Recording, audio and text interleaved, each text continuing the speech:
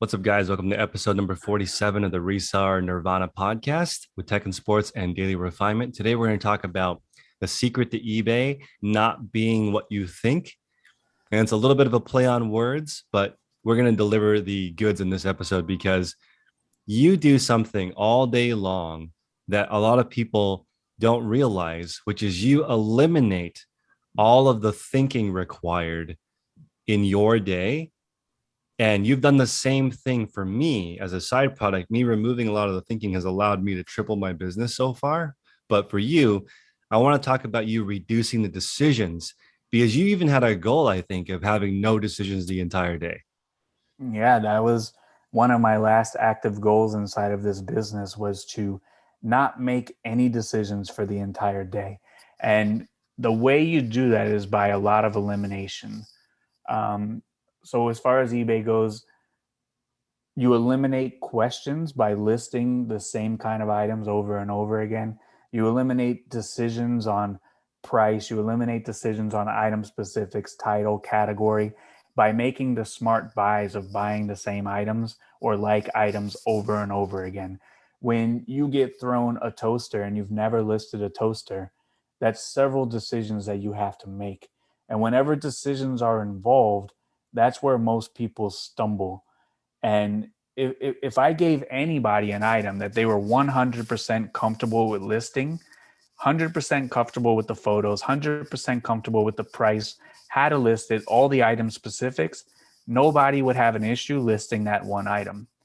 But if I gave other people a baseball bat and they've never listed a baseball bat, there's a lot of decisions that they have to make in order to list that baseball bat. But I think we can all agree if you are a professional at listing baseball bats, you would have no challenges whatsoever with getting that listing up in a very timely manner. So I'm going to get a little bit specific today. For you in your photography process, do you have to think about what camera you use or what item to photograph next or the background or how you're going to stage it when you step up to the plate to do photography? What decisions are there to be made? Zero decisions. The camera is ready with a fresh memory card. The items that we need to photograph today are on our right hand side, and the background is the same background that we've used forever. So I don't have to decide what we're taking a picture of. It doesn't matter. It all goes through the queue. I don't separate between, oh, these are the best ones. Let me get these up quick. These are seasonal. Some people separate jackets and pants. We don't do that. Every decision has been eliminated from what we're going to list today. It's simply just stacked up on the right hand side and a group of 100, 200, whatever the case may be. It gets presented in front of you. You take the photos and you put it on your left hand side. There is no decisions on airdropping. There's no decisions on photo editing. All of that has been eliminated. Simply plug the camera card into the computer and you're ready to go. By having all of those extra things that you have to figure out and that you have to do, all of that stuff takes away your focus. And if you don't have to make decisions, you can put all of your power just towards focusing on the goal. And the goal is to get to your listing amount every single day. That's the ultimate goal. So you use a carpet to photograph on. Why aren't they allowed to walk on it? Because if they walk on it, the carpet gets dirty and then we have to get a new carpet. So then I have to decide this carpet is too dirty. We need a new carpet. And then I have to figure out where I can buy a carpet that is very, very similar to the one that we already use. So there's no walking on the carpet, walk around the carpet. That way we can use this carpet forever and I don't have to make any changes or any sort of decisions. Do they have to think about the order of the photos and the different staging, or do they know what the order is? Every single item is photographed in the exact same order. One portrait shot with a nice frame, nice background. One shot at a 45-degree angle. I only do this. That's for Cassini. The first shot is for the customer. Second photo is for Cassini. Third photo is an up close of the chest and up. Fourth photo is a photo of any graphics. Fifth photo is a picture of the back. Sixth photo is the measurement from pit to pit. Seventh photo is the measurement of the length.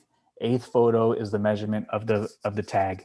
There is no different order of photographs. If for some reason I decided to do big picture, graphic, tag, length, pit to pit, back, that would be a complete disaster when it comes time to list, even if one of those items were photographed out of order.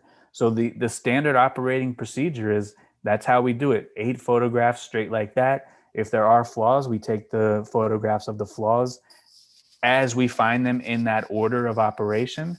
And that's the way that we do it. There's no changes, there's no decisions, there's nothing to talk about or discuss. That's the way that we do it, and that's how we're going to do it forever. Is there anything in your photo area?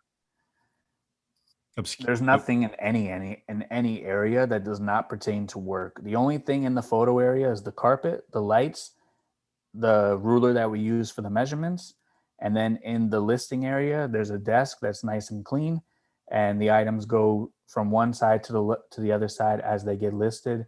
There's no distraction or anything that does not pertain to doing the work. So what I think is really special about your operation, I'm trying to copy you, is the ability to work the entire time you are at work. If you have to do one thing, it doesn't just take a few minutes, it kills half your day. If your camera runs out of battery, you lose at least half a day. If your memory card is not working and you don't have a backup, if your carpet is dirty and you need to go find another one that's very similar, you probably lose more than half a day. If your items that you're going to photograph are not ready to go, if you need to go back and re-launder one, or you need to go back and retest this video game to see if it really works because you didn't see the scratch when you bought it, it kills like half of your day. If you The average distraction takes 20 minutes to recover from.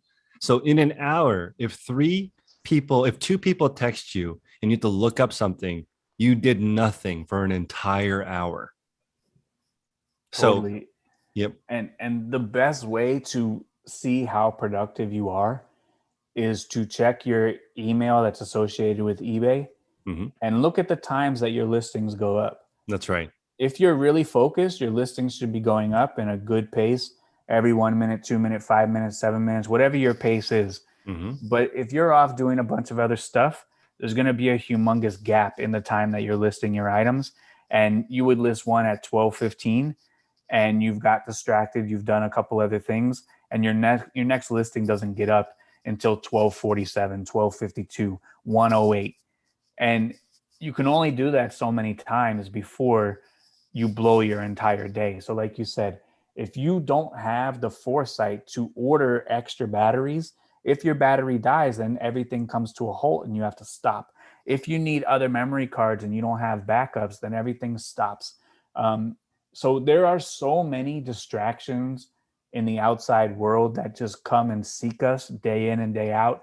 Text messages, social media, phone calls, the TV, the news, reading blogs, all of that stuff seeks us. All of that stuff is in algorithms to get our attention off of things that we're supposed to be focusing on. If you We have a hard enough time not paying attention to those, but if you self-sabotage inside of your business, that is a distraction that you don't have to deal with day in and day out, because we already have enough distractions to deal with that we have to conquer even before we start our day. So we all have to actively every day try to eliminate those distractions that we're doing to ourselves, because we're already fighting a battle with all these outside distractions already. So we want to talk about this huge hack, because last week I talked about when I go thrifting, I have a pile of clothes that I have to look up at the end because I've never heard of the brand, or I don't know if it's questionable. So I have the ones I'm going to list for sure, and then this pile of clothing that I need to figure out whether or not it's worth it or not. It's probably about 10% of the pile. I realized last week that it took an extra hour to look up all those items that weren't necessarily keepers. And today I still made the pile, but I just left it there. I didn't look it up, and I was done an hour earlier, and I really didn't miss anything. So when you start something brand new, you are self-sabotaging yourself, maybe not knowing. If you saw on Instagram that someone's having great success selling mid-century furniture and you stop by a furniture place on the way home, you just sabotage your normal business. Yeah, and there's a million things that can lead to distraction within your business. And we talk about those things every morning in the morning call and all the other calls. And like a lot of the things just truly do not matter and need to be totally eliminated from your process and from your business. A lot of the processes, you had 16 extra processes in your listing process than I did. You've eliminated a lot of them and your business is still going, like it's still alive.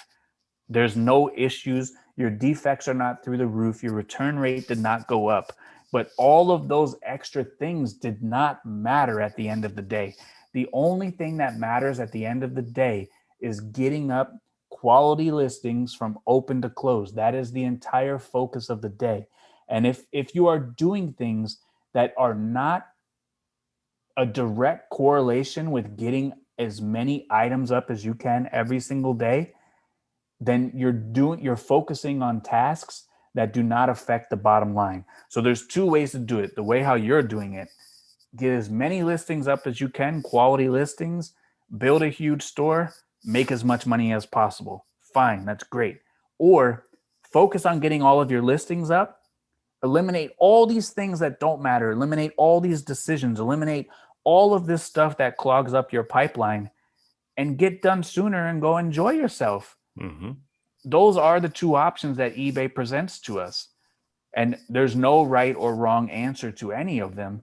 But for me, I want to get up as many items as I can in the shortest amount of time so I can have a big eBay store and I can have a lot of free time. And by eliminating all the decisions associated, by eliminating all the outside noise, by eliminating all the things that truly do not matter, that's how I can be as productive as possible and get up 250 listings. Those go live. We do over 300 per day. The rest go to the draft bank. So open to close, we're doing over 300.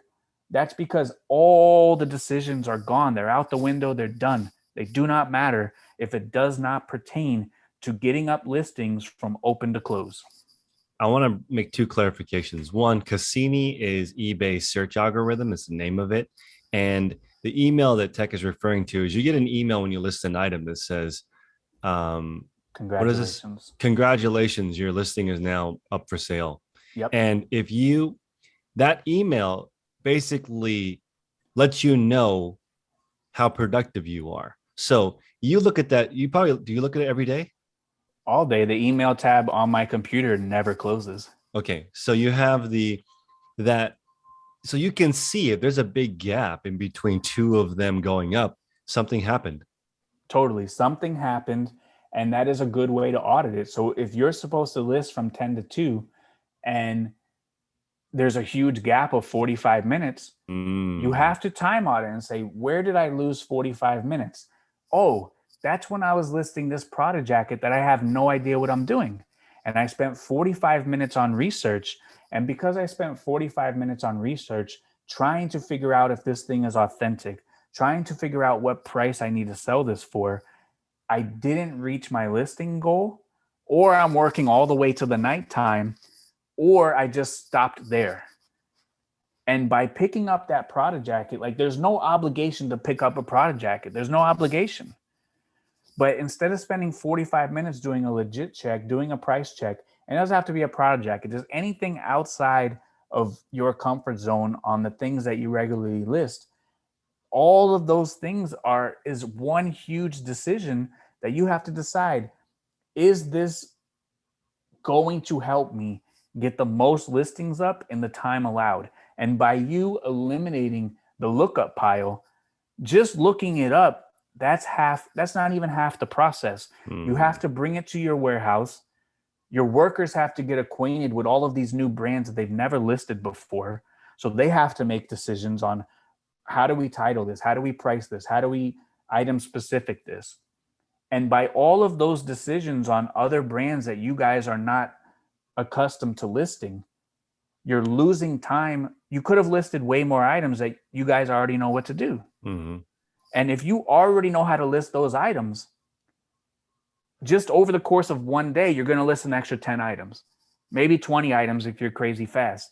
But over the course of a week, that's an extra 70. It could be an extra 100, 120.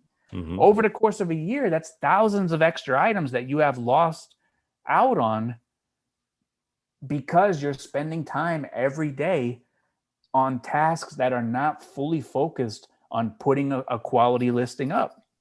And So, well, you said it. One item, if you make an extra $10 profit, that's an extra $10 per day. It doesn't seem like a lot, but that's an extra $3,650 per year with mm-hmm. one extra item going up. Mm-hmm. So, I source on Wednesdays, and usually I bring somebody with me. Last week, she asked me, how are you able to determine whether or not you buy an item or not? And really, she was able to figure it out just by watching me. Essentially, if I don't know what the item specifics and title are, I don't buy it because I don't want to look it up. There's so many items that I already know the item specifics and title. I'm just going to skip that part. Now, down to the pricing for you and me, we both use similar price buckets, although when you start selling the same thing over and over and over again, you really have a good idea of what the market is. And I think that really, like, for example, there's a range for a vintage Nike shirt. It's not going to be like maybe actually, I want to say that that's true, but how do you know when one is worth $300? You just have to be knowledgeable about the niche, be knowledgeable about the brand. And for Nike shirts, it comes down to a couple things. If it's a regular plain Jane small swoosh, it's going to be worth less. If it's a crazy aggressive all over print, if it's, challenge court, if it's Bo Jackson, if it has Charles Barkley, if it has anything special on it, that's when it's really going to command the top dollars. But, ask me how many top dollar Nike shirts I find per year versus how many plain Jane Nike shirts that I find per year. It's not even close to being equal. So, on those ones that are super special, like last week, I had a challenge court Andre Agassi. It was black. It was all over print, had a cool yellow graphic everywhere. I listed it for $168. So that one I had to type into eBay, vintage Nike challenge court shirt, found the right one in about 30 seconds, put it at the matching price. It sold on the same day. So you don't have to spend a lot of time doing research. And this is what I always tell people. Like Kevin just said, he can never find the exact model. So he just throws it to the side and doesn't deal with it. This is a good way to figure out price. Even if I couldn't find that exact Nike shirt, search vintage Nike shirt, highest to lowest. If your shirt is cooler than the highest one that has ever sold in the last 90 days, price it higher than that. If it's not as cool, go down and find an item until your item is cooler than that one and price it accordingly. Because you can't always find the exact item. So, is your shirt cooler than what you see selling? If it is, price higher. If it's not as cool as what you see selling, then you have to price lower. You said, when we started the group, I need to stop saying, it really blew my mind how little I know about clothing because in the group, we've probably had 90 to 100 posts about Ralph Lauren, and we haven't had a repeat question.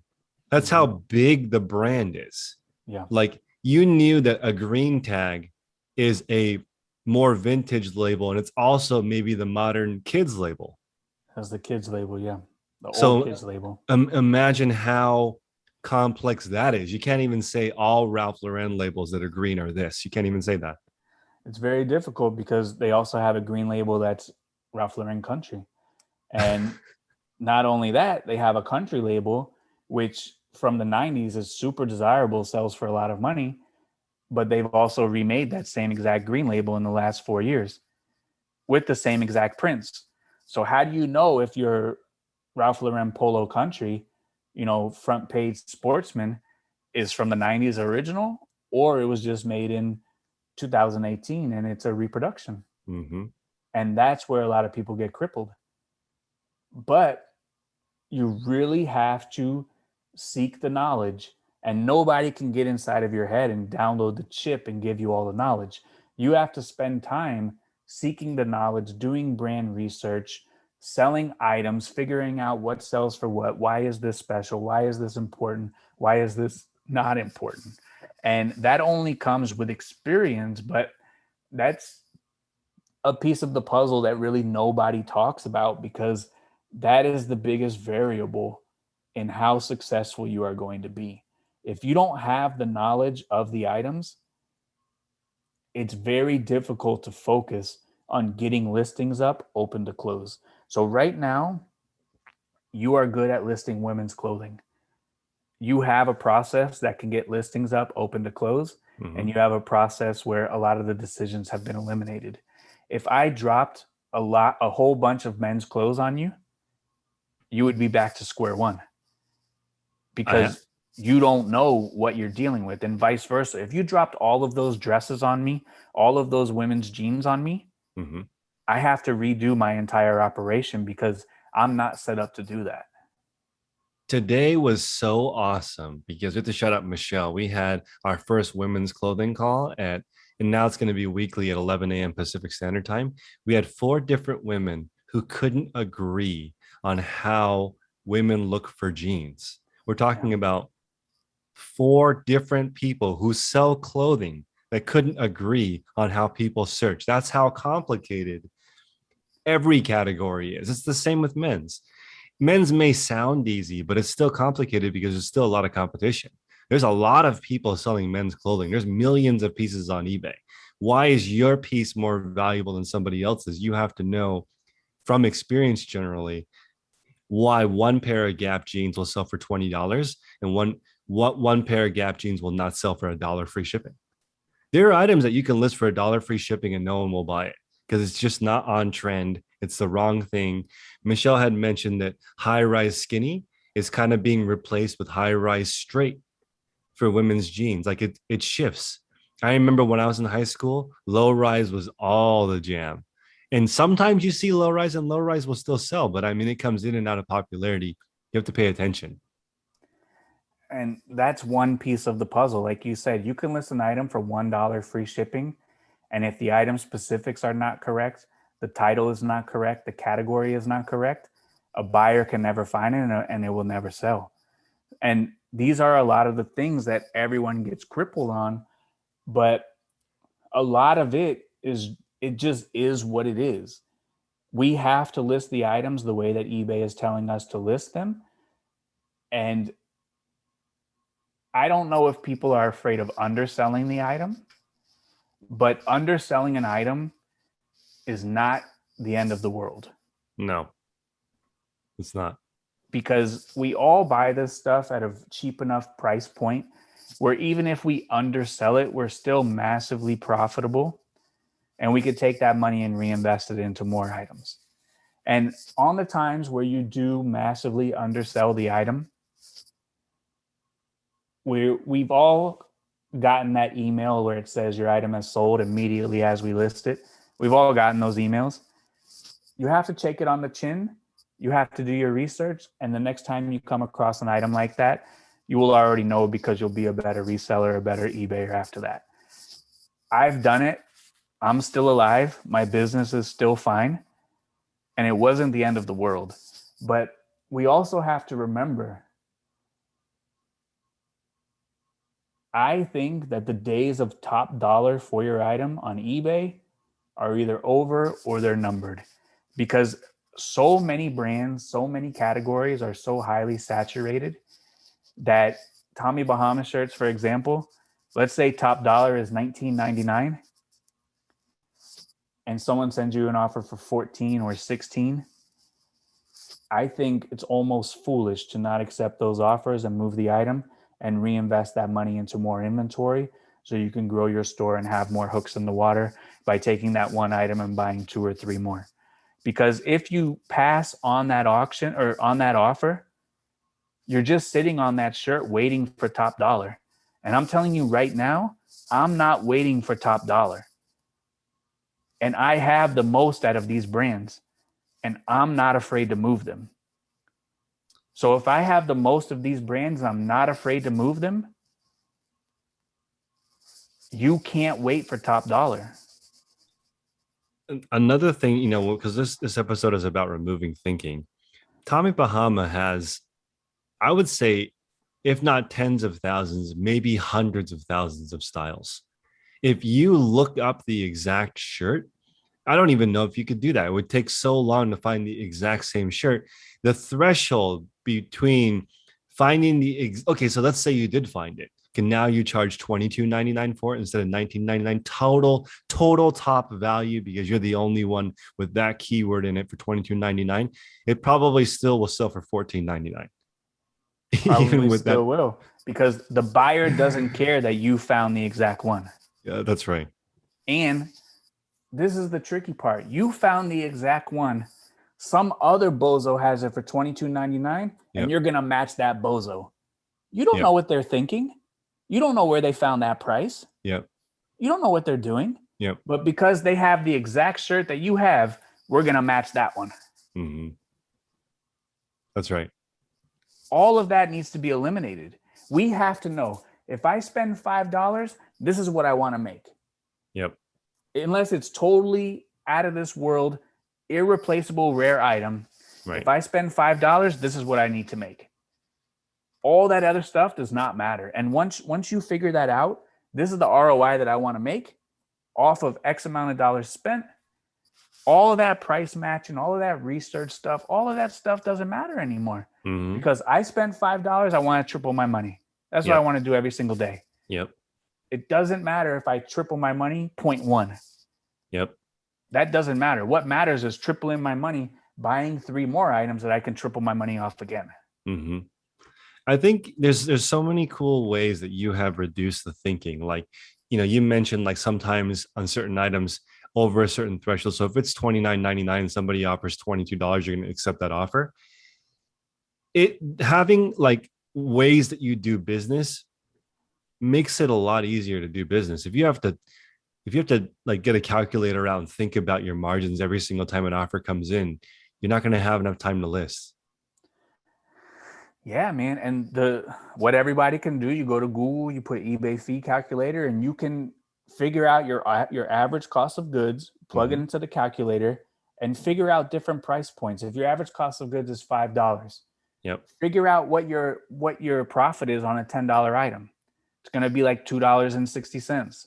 On a $15 item, it's going to be around $8. On a $20 item, it's going to be around 13 or 14 bucks if your average cost of goods is $5.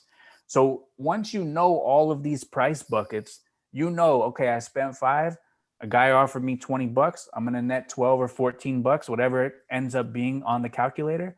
That eliminates everything. And for me, I'm okay with $5 into $12 profit. I'll do that 250 times a day. Mm-hmm. I'm totally comfortable and okay with doing that. And by countering 24, 26, 22, I may lose the sale. And if I lose the sale, you don't have the cash flow to reinvest into your business. Your new experiment right now is proving how important cash flow is. Because you've sold a handful of items, and now you have something crazy like 50 items to list? I have, well, okay. First off, I hope everyone does this in the beginning. In the beginning, you really should look at every single item and how you sell it, because it'll really help you build a big business if you understand how important money is. Right. In the new store, I only have $16. Like I have 52 items in my store, but only $16. I am not going to waste a penny. It's so little. Like I only have $16, so I really have to be picky on what I buy because I can't afford to buy something that doesn't sell. Right, but it's the same thing. If you have 520 items in your store and you have $160, you're still the same level of broke. That's true. That's true. It is interesting. You don't really start making money until you stop growing.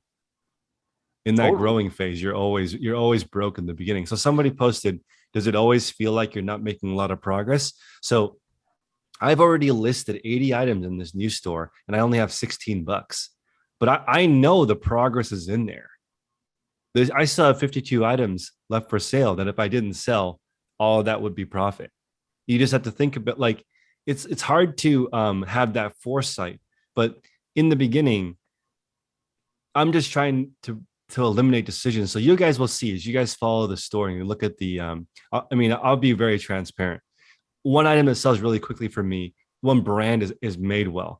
I'm looking for mall brands because mall brands do the heaviest marketing. We talked about J. Crew and Madewell and Banana Republic and Talbot's. Eileen Fisher is a high-end mall brand. If you go to the mall and you just write down all the different brands that are in there, they're doing the marketing for you. They spend literally billions of dollars making their items popular. You just find like I want to give you this example because I'm curious what you would do. Okay, there's a North Face jacket. North Face jacket is $200 new. You find one at the thrift. Everyone will run into a North Face jacket eventually. You find one, it's $45 is kind of your guesstimate for what the solds are. And this one is green. So what do you do? I price it at the same. I don't care if it's green or not, honestly.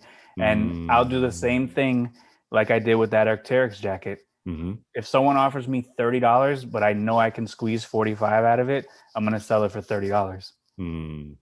Because I want to be the North Face king, the guy who sells the most North Face jackets. Mm-hmm. And if you buy North Face, you can come to my store, and eBay has to keep track of how much of each brand you sell, Mm-hmm. how often those sales go good. Mm-hmm. And when customers search those brands, they have to show sellers who sell a lot of those brands. That's right. Because eyeballs are expensive. Guys, eBay pays millions of dollars, I think. Billions. I think a day. Oh, yeah. I think they spend more than $1 million a day on advertising. So they don't want to waste their money. They want to deliver. The customer's looking for North Face. They're going to show the person that has competitive North Face items and they accept offers. They're not going to show somebody who's overpriced and never accepts offers. Right. Or never home, doesn't respond to messages. You know, all that stuff matters, man. And if you go to TRP, you can type in North Face jacket and you can see how many sell per day. Yep. And let's say 100 sell per day. I might sell 12, 15. I might be selling over 10% of the North Face jackets that are going to sell today. And I want that eventually to go up to 100%. And in order to go up to 100%, you have to be ready to make a deal. You have to be ready when the buyer presents you with an offer to either accept the offer or counter back real quick. Otherwise, they're going to send an offer to somebody else and someone else is going to close that deal. So it's super important to have these policies in place where I know if I spend $7 on a North Face jacket at the thrift, $8, $10, and I sell it for $30, because a $30 North Face jacket is going to sell very quickly when the market is 50. That's right. And I'm totally fine with spending 10, selling it for 30 very quickly. See, I love this mentality because I would say like kind of the high of the market for a North Face jacket is probably $45 because there's literally tens of thousands of pre-owned ones for sale. If you price it above $45, your chances of selling it are really low. You will eventually sell it because maybe somebody does scroll through and see your jacket. And if it's the cheapest one of that kind, maybe you will sell for $52. But how many times could you have sold something similar at 30? It's now, okay. Is there, I like how you price according to market. If you paid $5 for that North Face jacket versus 10, do you still sell it for 30?